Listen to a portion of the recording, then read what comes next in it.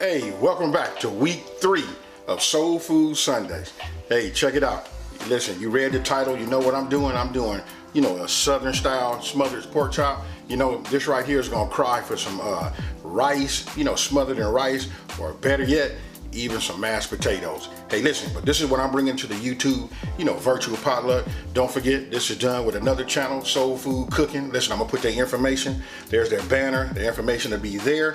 It's down in the description box below. Go by, check them out after you finish watching this video, and let's just see what they bring it to the table. And listen, I'm not gonna over talk it. We finna get right into these ingredients. And look, it's super easy to make. You know what? My mouth is watering just thinking about it. Because listen, you're going to hear this several times in this video. This here is my #1 go-to all-time favorite. Smothered pork chops. Hey, let's get it. Okay, starting off, let's look at the star. These are custom cut from my butcher, my local butcher right there. Those are 1-inch cut, chops, with the bone in. Then I got 3 slices of bacon. Listen, you guys are gonna find out what that bacon is for. Just hold tight. I got flour, J.O. That's that J.O. #2. That's my go-to. I started my channel with that right there, folks. And listen, that oil right there.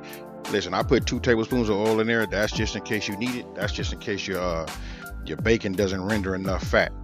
And then there we go. Okay, you saw garlic powder, and now that's the chicken broth. Low sodium, black pepper. It says to taste, but listen, you just gotta know how much it is. I kind of just know how much I would like to put in there. So going ahead and starting to set up everything and get my station together. That's where you saw that plate. You want to go ahead and you want to start. This is what I do. If you want to have great tasting, hands down the best pork chops. Listen, you want to season your meat first. Listen, it's okay. You season that meat, and then you're gonna flip it over. Then you're gonna repeat. That's what we're gonna do. And then the extra, we're gonna go ahead and add that. Look at there. We're gonna go ahead and just add that to the flour. So listen, we seasoning the meat and we season the flour. Hey, hold on. You guys gonna find out. Hey, this is gonna be enough. You gotta learn how to and that's what you're watching these videos for. It's just to learn how to season your meat, season your flour, for that great tasting, just pork chop. All right. So look, now you can see I got a whisk. Notice how I'm using the whisk. I'm turning it back and forth, kind of listen, I'm lifting it up, lifting the flour up with the seasonings. You know what I mean? Just rotating. And then I'm rotating the saucer. You can do it however you want to do it, but this right here works for me, and I don't get a lot of flour on my counter. Next thing, I grab my pepper. You know what? Like I said earlier, I just know about how much pepper I like to see, in there. I can just tell by the flakes inside of the flour, that it's just about right. Listen, you guys got to learn to start using that pepper, that black pepper, man. That enhances it also, just the same as just salt. So after you finish seasoning your flour, listen, I went ahead and got my oil together. I'm about to bring that up to temperature. What you see is I just put it in there, and I'm using a low edge, pan. You can use whatever you want to. So now, as I was doing that, listen, giving it time for my pork chops to absorb some of those seasonings. Now I go ahead and just hit it, and put them in the flour. Hey, real basic. But listen, the taste at the end is just gonna be outstanding. And I guess really I could say this is really for all of the new people that's new to cooking. This is it right here. So listen, you do that front and back, hit the edges, go ahead and set it.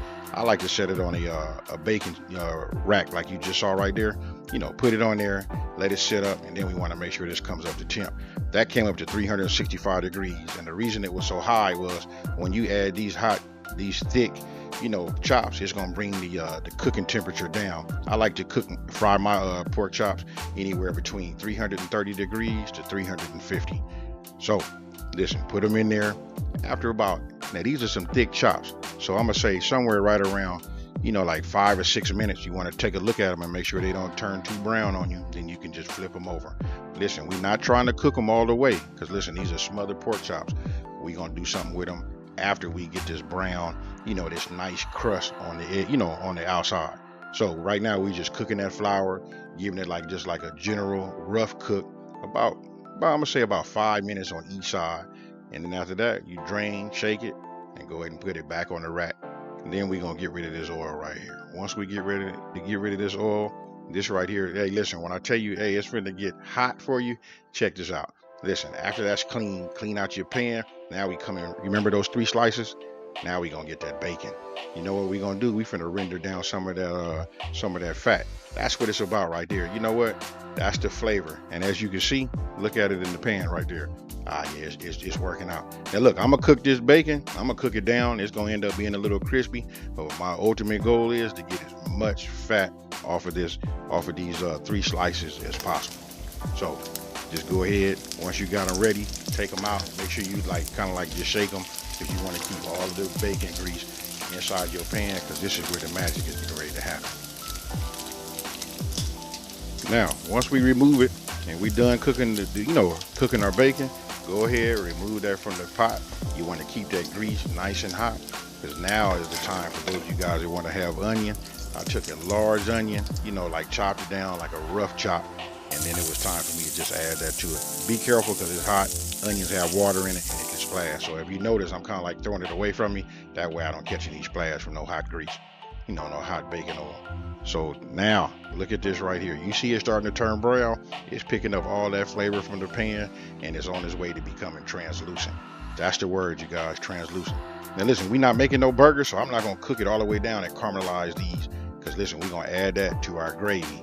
So you see I'm shaking it off, because we want to leave a little bit of that onion flavor, that bacon, that bacon grease. And then what we going to do is, you remember that we started off with that seasoned flour. We're going to take 2 tablespoons and add that to it. And now we getting ready to make some magic. Now, here's what I want to tell you. Once you get your whisk, some people do it old school. My grandmama did. She used a fork, but I'm using a whisk right here. You want to continuously, keep whisking that flour. You don't want it to burn on you, and you can see the color changing. And you want to cook some of that flour taste out of it. But believe me, it's absorbing that onion and that bacon flavor, and that's, hey, I can't say it enough. Now, you see that right there? That's that chicken broth. Some people make theirs with water. I'm gonna show you how they do it down south and make it southern style. Look, that's that chicken broth. Go ahead, once you start adding that, slowly, keep whisking. You can see it kind of it tries to lump up, but as long as you keep it moving, it's gonna become silky smooth. Hey, we just gonna keep working with it. That's the first cup, because we're gonna have 2 cups.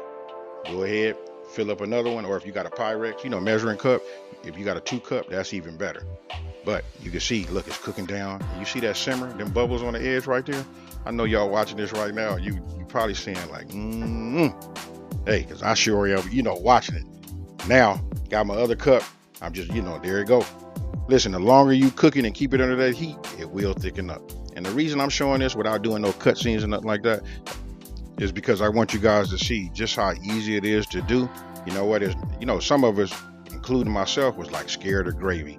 You know what I mean? But listen, I got it. It's really, really easy to master. It's all in the seasoning and the action in your wrist by keeping that whisk moving. As you can see right there, listen, that right there is just, hey, I can't even say enough. And listen, I'm gonna keep it going like that, and then you can just watch. As you look at it, it's thickening up now, because I still got it underneath that medium.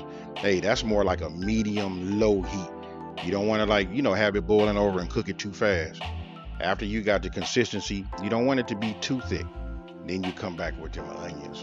Hey, once you add them onions in there, hey, you guys let me know down in the comment section below. Tell me right here when you saw them onions go in that gravy and me stirring it around. Tell me what you thought about that. Hey, so anyway, this is really going out to all the people that, you know what I mean? Like I say, you know what, this kind of has a little taboo on it, as far as making the gravy.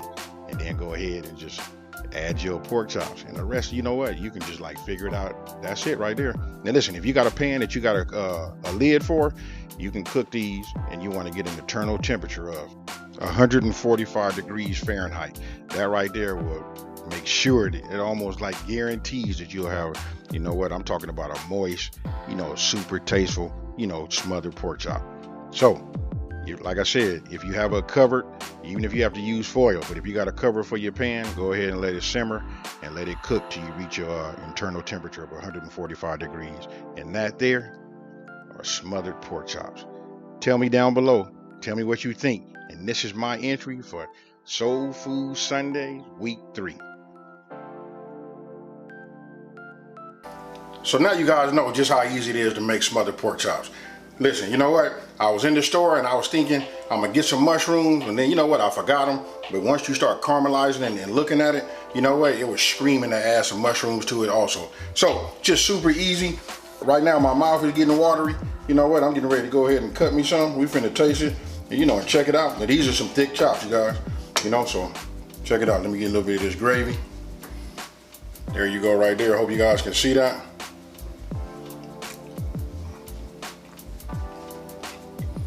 If you guys didn't know, excuse me, smothered pork chops are my favorite, hands down. Prefer this over even steak.